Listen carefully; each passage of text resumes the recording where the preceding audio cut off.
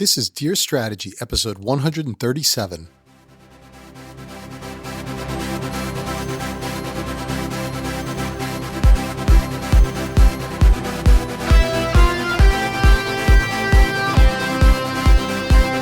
Welcome to another episode of Dear Strategy, where we answer all of your questions about product, business, and personal strategy.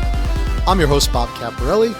This is episode 137, recorded in January of 2024. Welcome back, strategy creators. This is going to be another rant episode. I guess I'm on a bit of a roll. I told you in the last episode I was going to record some things back to back. That's what I did, even though I'm not releasing them that way. So I don't know, maybe I'm in a mood this week. I'm not sure, but I wanted to talk a little bit about some observations that I'm seeing with bigger companies right now and the strategies that they seem to be taking and some things that I think maybe should be revisited. And again, the hope is that some of the audience from those larger companies, of which I know there are many people in our audience from those larger companies, maybe you could listen to some of this stuff and say, well, this is voice of a customer, right? Maybe we could be thinking about it. Unfortunately, the things I'm going to talk about are not necessarily easy to fix from what I'll say is the bottom up of a company, right? I think most of the people listening to this show are probably product managers, maybe mid-level managers within a company, and they may not feel like they can change these big things that we're going to talk about. But I don't know, collectively, I think they can. And certainly if there are some higher level executives listening to this, those people can do it with the wave of a hand, right? Maybe not so easily, but anyway, some things I want to just talk about that I've observed. So, you know, this show is all about strategy, either directly or indirectly. And, you know, I'm in my mid 50s, right? So I guess I've lived a while at this point, certainly seen a lot, been through a lot, experienced a lot in my corporate career and through my consulting career. So I've seen a lot, right? And one thing that I notice that large companies tend to do is they tend to follow one another. And as much as I preach against this and say that is a recipe for disaster, right? Because first of all, when you follow somebody, you're following something that somebody already did. So you may have a little bit of latch-on success, but long-term, it's not going to serve you.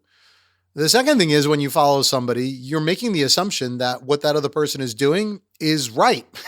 And that is just not always the case, right? Sometimes we follow other companies before we know if what we're following actually works. And my goodness, I just see trend after trend after trend after trend like this. And, you know, okay, some of the things I'll name right now, I think have worked to some extent, but not for everybody. You know, Lean, Six Sigma, right? Oh, everybody did that. Somebody did it, then everybody did it, right? Agile in the software. Oh, so somebody's doing it. Everybody's got to do Agile. Well, the fact is that some of these things don't work for every company, right? You know, sometimes it works in one situation and not the other, but if you just kind of blindly apply it because everybody's doing it, that's not usually a good way to go. It tends to be human nature from what I can tell, but it's not always a good thing. And so one of the latest things that I'm seeing this applied to is AI, artificial intelligence. Now, someone's going to have to explain to me at some point why AI is a good thing. I just have not found any situation that I say this is going to help us as a society, right?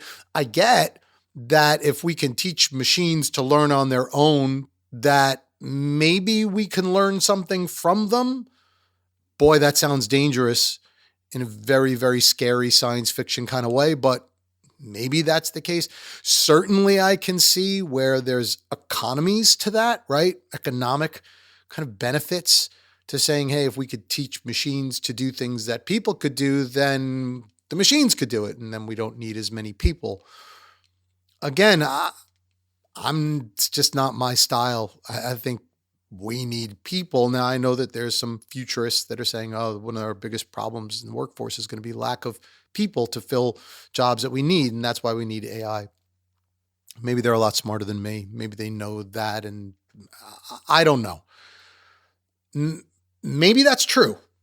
But even if that is true, how do you get AI to stop where the gap is, right? So if there's a gap in the workforce and AI is just going to fill that gap, maybe that could be okay, but it's not going to do that, right? It's going to fill that gap and much more. Like it's going to way overfill the gap and start seeping into taking people's jobs away. I can't see how that won't happen.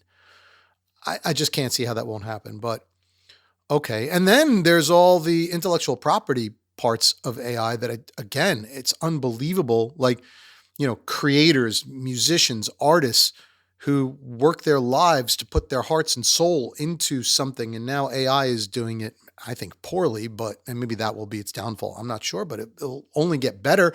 And so all this stuff now is going to be generated that way. And then what about, people that are now creating AI images of celebrities and famous people, things of this nature that are not real? And we as an audience can't distinguish that. Is that right to those people? Is that right? I mean, boy, maybe I got it all wrong. Maybe there's something that I'm not seeing. And if there is, please reach out to me, right? Reach out to me and tell me, Bob, you're missing the big picture. This just, you don't get it.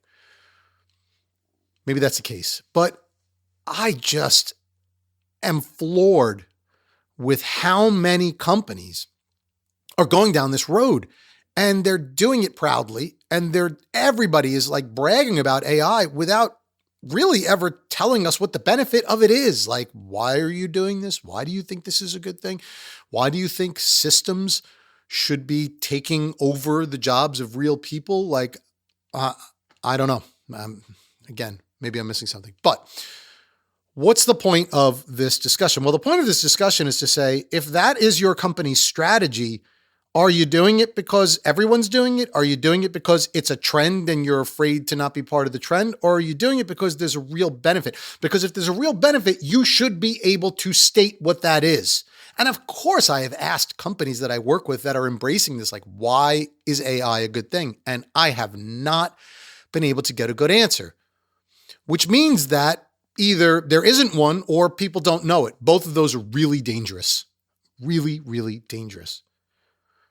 Okay, so what I'm here to say is that if AI is about making systems more powerful within companies and kind of ultimately replacing the human element that companies have right now, boy, that scares me. I was, over the holiday, I bought my daughter a new phone, and without naming the company, because, I don't really like to do that on this particular show, but it dealt with a large cellular company in the United States, and one that I've been loyal to and I've been a part of for 30 years. Now, most people don't like their cell phone company. They don't like their cable company. They don't like their utility companies, right? And I maybe fall into that category to some extent, but, the companies that I've been comfortable with, they've generally provided a good service. I'm okay. This is one of them, right? I mean, I've been with them for 30 years. I think they're a good company. I've worked with them, in fact, in the past. So I feel like they're a good company,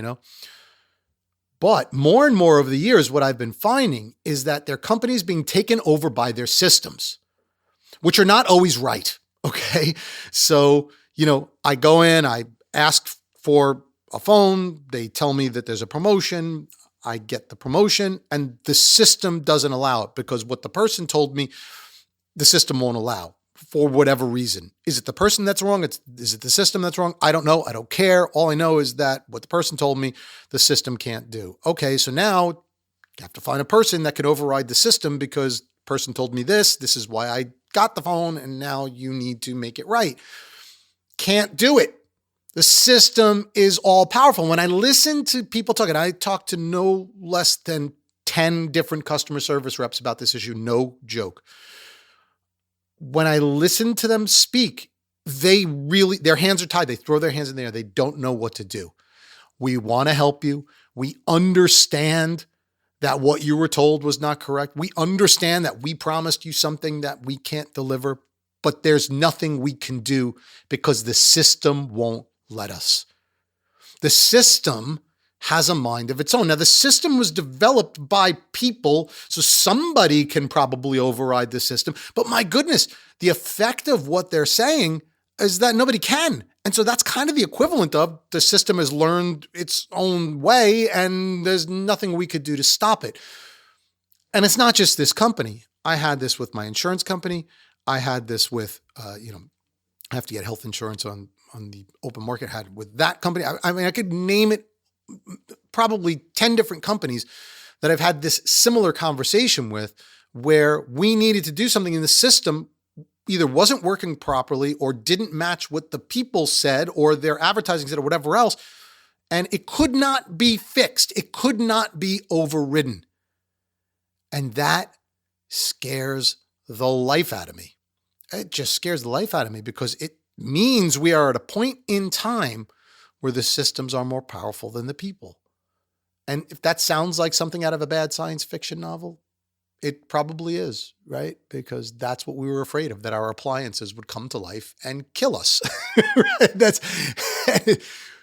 Boy, we seem to be going down that road. And so I think like if we're starting to see the early effects of artificial intelligence, and even though these situations I'm saying maybe weren't a result directly of artificial intelligence, it's certainly in the same category, right? Where the system learns on its own and you can't do anything to stop it. There's no kill switch, so to speak. Boy, that's scary. And I don't see where it's a good thing. Okay, so again, that's a rant. If it resonates, let me know, because I'd love to hear how people think. And again, if I'm missing something, I'm always open to feedback. Like, hey, Bob, you're just not getting it, right? Maybe you need to calm down, take it down a notch and see this. Hey, that's great. I'd love for someone to tell me that. But assuming that I'm kind of close to right here, here's the message for you. If you're in a big company, think about this. Think about this really hard before you just embrace AI because everybody is embracing AI, before you embrace this system approach because everybody's embracing it, before you stop giving us phone support because everybody's doing that, which by the way, no customer likes. Before you start implementing these ridiculous automated chat bots, which everyone seems to implement, which helps nobody, please, somebody, if you're listening, if you've ever been helped by one of those automated chat bots, please let me know.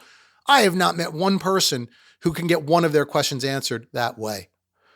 So if you're one of these companies that just are doing these things because everyone else is doing them, take a step back and say, A, is it working? B, is it meeting customer needs? And C, is this really the right direction for my company? Because let me tell you something.